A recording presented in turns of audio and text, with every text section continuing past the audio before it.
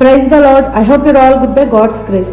ఈరోజు దేవుని వాక్యం మీతో పంచుకోవాలని ఆశపడుతున్నానండి. సామెతలు 22:7. ఐశ్వర్యవంతుడు బీదల మీద ప్రభుత్వము చేయును, అప్పు చేయువాడు అప్పిచ్చిన వానికి దాసుడు. ఈనాడు అప్పు గొప్పగా కనపడుచున్నది.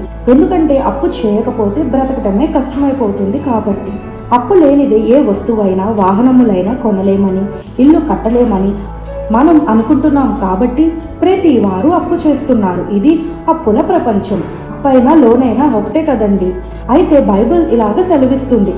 ద్వితీయోపదేశకాండం 28:12.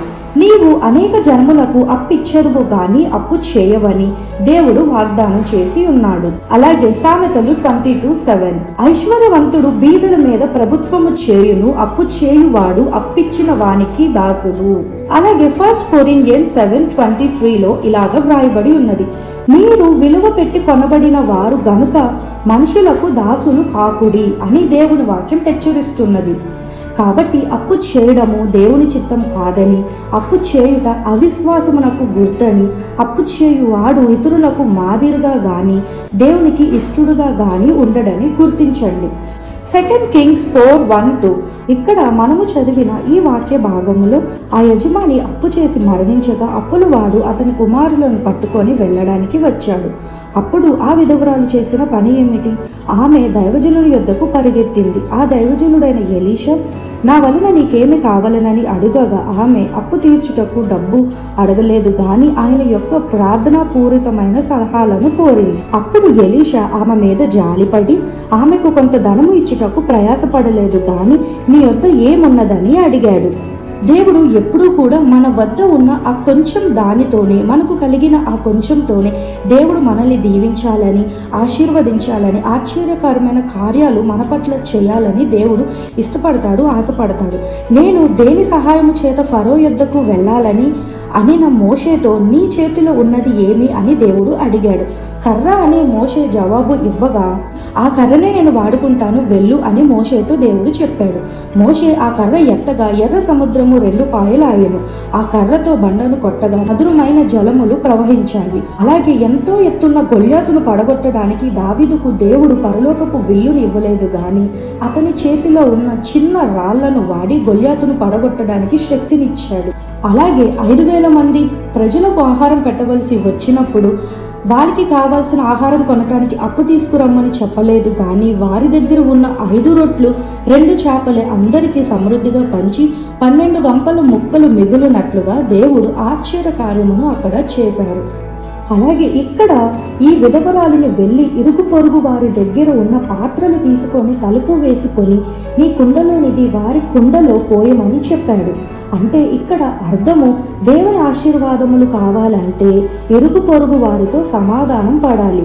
రెండవది, గదిలోనికి వెళ్ళి తలుపు వేసుకో అంటే అర్థము, గదిలోనికి వెళ్ళి తలుపు వేసుకొని ఒంటరిగా ప్రార్థించే అనుభవం మనకి ఉండాలని అర్థం.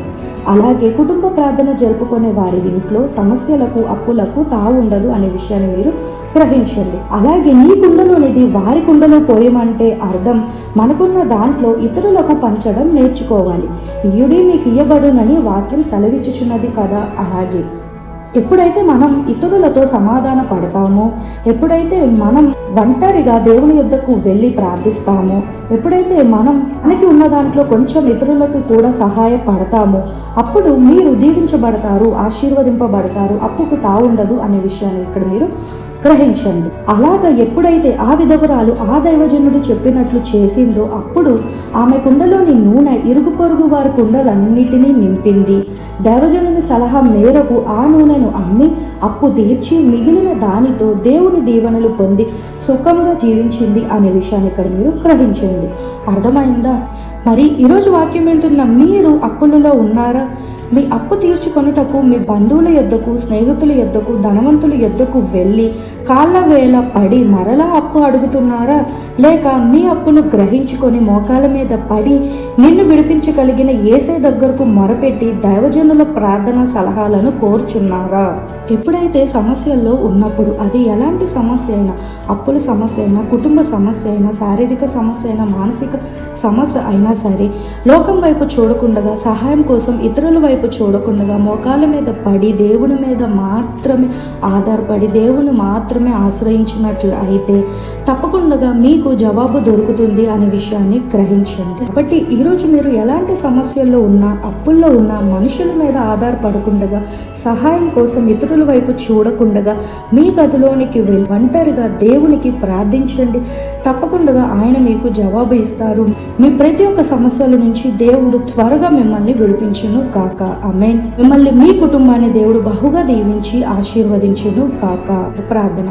మహాపరిశుద్ధుడ పరలోకమున్న మా తండ్రి, ఈరోజు వాక్యం వింటున్న మీ బిడ్డల్లో ఎవరైతే అప్పుల్లో ఉన్నారో, అనేక సమస్యల్లో ఇబ్బంది పడుతున్నారో, అప్పు తీర్చలేక మానసికంగా శారీరకంగా కష్టపడుతూ బాధపడుతూ కృంగిపోతూ ఇతరులను ఆశ్రయించి అలసిపోయి ఉన్న మీ బిడ్డలను ఒక్కసారి జ్ఞాపకం చేసుకోమని, ఇప్పుడే వారికి విడుదలను అనుగ్రహించమని, మీ కృప అనుగ్రహించమని, తగిన సహాయాన్ని మీరు దయచేయమని, మనుషుల మీద ఆధారపడి అలసిపోయిన మీ బిడ్డలను ఒక్కసారి జ్ఞాపకం చేసుకోమని, మీ జాలి, మీ కనికరం, మీ దయ మీ బిడ్డలపైన ఉంచమని, కృప అనుగ్రహించమని, ఇప్పుడే యేసు నామంలో వారికి విడుదల దయచేయమని, అప్పుల సమస్యల నుంచి విడిపించమని నజరేయుడైన యేసు నామంలో ప్రార్థన చేస్తున్నాం తండ్రి. ఆమేన్.